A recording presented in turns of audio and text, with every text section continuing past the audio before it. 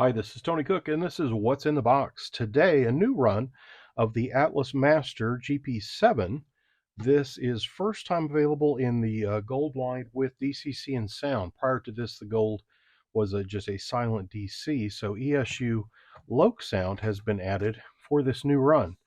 The model comes in the traditional Atlas jewel case. This is a Phase 2 GP7 decorated for Chesapeake and Ohio. Take the foam inserts there that protect the handrails out.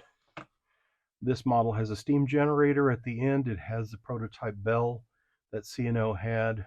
There's a lot of C&O paint schemes as you look at prototype pictures, but this one you will find as well with a pair of yellow stripes up front and in back, and Chesapeake and Ohio written out on the side without a C&O for Progress type herald, which occasionally appears up front or on the side on some of the paint jobs. As mentioned, sound is a new feature this run for the gold edition of this Atlas Master Jeep 7 Jeep 9 release. And here you go, there's a look at the electronics. The speaker is set back here over the rear axle, LED lighting for everything. Nice die-cast chassis, gives it some good weight. But again, this speaker also comes in the silver edition.